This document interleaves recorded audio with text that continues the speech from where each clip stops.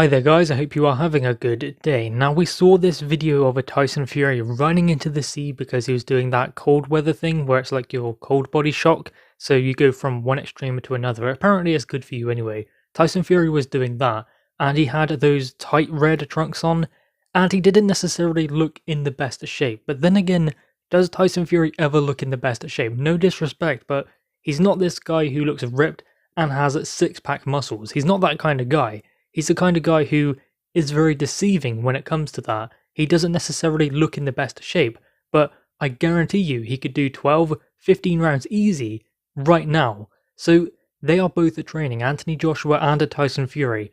Neither of them will be putting this to the side and waiting for camp to begin for their fight. They are training already, so do not expect Tyson Fury to be out of shape, because AJ isn't either. I mean, Eddie Hearn has revealed that he spoke to AJ about this situation and said that, "Have you seen Tyson Fury? He looks like me." And Anthony Joshua simply responded he's expecting the best at Tyson Fury. He's not expecting someone to just come in who's out of shape, unmotivated, and someone he can just walk through. That's not going to happen. He understands what is in front of him. This is what Eddie Hearn had to say in his own words. "I think before he goes into any main camp, he doesn't look like AJ, ever. I said to AJ the other day, did you see Fury jumping into the sea? He looked like me." The response from AJ was, "We're going to get the best at Tyson Fury, so I don't care if he's carrying a little bit of extra weight now. I'm training for the best ever Tyson Fury, and make no mistake, Tyson Fury will be in shape for this fight. We've still probably got maybe 4 or 5 months to go. He hasn't even started camp yet." I think the impressive thing from both these guys is they haven't stopped training. AJ, since his last fight, he didn't want to stop training. I even said to him, "What about a little bit of warm weather? Go and relax a little bit. You don't want to overtrain." He said, "No, I'm fine at Finchley. He's sparring, he's training, he's preparing for the fight of his life." So there we go, that is what Eddie Hearn has had to say about this situation where Tyson Fury doesn't necessarily look in the best of shape. He's not going to, because as I said, Tyson Fury never does look in the best of shape of a pro athlete. But then again, he is a pro athlete because you can see he's able to do 12 rounds quite easily. He doesn't rarely get tired in fights, so he can do 12 rounds, he can do 12 rounds, and now he'll do 12 rounds if he has to on a fight night. And I mean, if you look at him going into the Deontay Wilder fight, there was a video of him after singing and dancing in a club, and he doesn't necessarily look in the best of shape. He's got a lot of weight around his waist, but then that's just Tyson Fury. What does it matter? He's not necessarily a bodybuilder or someone who's judged on how he looks. He's judged on how he performs in the ring. And even though he looked like that, look at the pasting he was able to give Deontay Wilder. So it's not about that. Fury will be in shape. He's not underestimating Anthony Joshua, and Joshua won't underestimate him as a result of seeing a video like that, because AJ has learned from the Andy Ruiz Jr. fight. That was a fight where you could have underestimated Andy Ruiz just because of the way he looks. I mean, look at him weigh in for the second fight, 20 stone, but still Anthony Joshua had a job to do.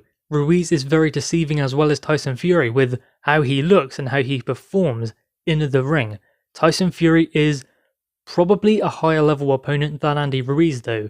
Ruiz is world level, Tyson Fury is elite level. So obviously Anthony Joshua has been well seasoned for this moment, mentally and physically. He's had the right fights at the right time, and maybe the Andy Ruiz Jr. fight could be a blessing in disguise, especially in this situation where you look at Tyson Fury and you think, maybe he's not in the best shape of his life, but look at what he's able to do when the bell goes. Same with Andy Ruiz. Anthony Joshua has already been through that, so he understands and recognizes the kind of fighter that is in front of him. So there will be no underestimating from Tyson Fury or from Anthony Joshua. So when that bell goes, we will get the best of both the fighters. Let's have it right. They are both training, they are both preparing. I mean, Anthony Joshua apparently is sparring already, getting ready for this fight. I mean, we have heard before. I mean, according to Carlos Takam, who explained it to David Hay, who relayed the message to us, so maybe it's changed somewhere in there, but apparently the sparring is quite technical with Anthony Joshua, so it's not necessarily going toe-to-toe in those sparring sessions. I believe that Tom Little also explained that when he done some sparring with AJ leading up to the second Ruiz fight, it is quite technical, so they're not going in there going toe to toe trying to take one another's heads off. It's not about that. It is a technical spar, so given that, it's about keeping his timing and his distance and judging those things.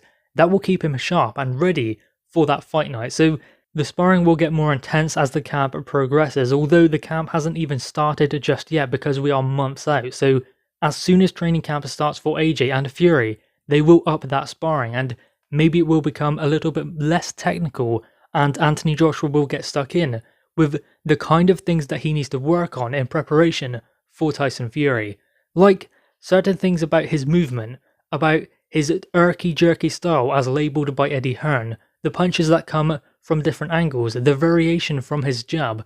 Those are things he will need to find in his sparring partners. He can't find a complete match of Tyson Fury, but he can find certain aspects in different fighters, and then he will start to get the picture of a Tyson Fury. What he will also be doing to ensure he's sharp going late into the fight and having those reaction times, and making sure that he's fresh, even though he is going into the later half of the fight, what he will do is have several different sparring partners.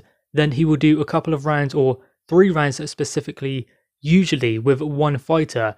Then that fighter will get out, a fresh fighter will get in. Then obviously as Anthony Joshua is getting more and more tired, he always has a fresh opponent in front of him, meaning he has to work on certain aspects mentally to ensure he is sharp and not allowing punches to slip through where he shouldn't just because he is starting to get tired and then losing concentration as a result of fatigue and the reaction times of Anthony Joshua slowing down, because I do believe what Tyson Fury will try and do is frustrate Anthony Joshua early on, then try and drag him into deep waters. He's not necessarily going to go looking for AJ early on.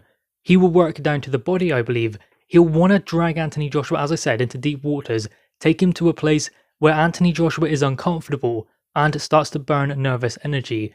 That is what he will be looking to do. So AJ does need to establish a foothold in the fight and not allow himself to start losing rounds. Tyson Fury will try and win those opening rounds to make sure that he has a handy lead going towards the mid stage, so AJ is then chasing the fight. Then AJ has to surrender his positioning, he has to surrender certain things to go and chase the fight. That is when Tyson Fury can turn it on and try and outbox him, try and just make it awkward for AJ in there. Then AJ will start making mistakes if he starts reverting from his game plan to doing something else to try and chase the fight.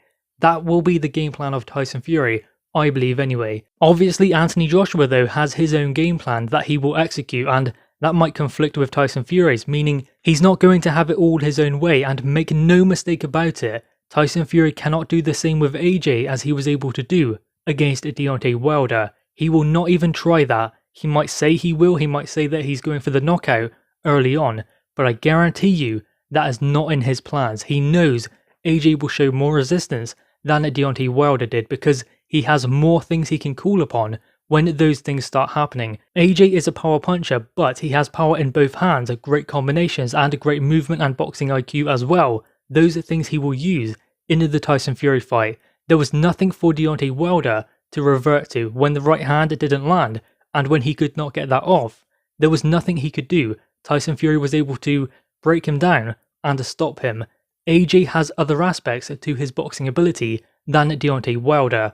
That will be interesting to see how Tyson Fury deals with that. Guys, anyway, what are your thoughts on this? Make sure you leave your thoughts in the comments below, leave a thumbs up, and subscribe if you are new. Thanks guys.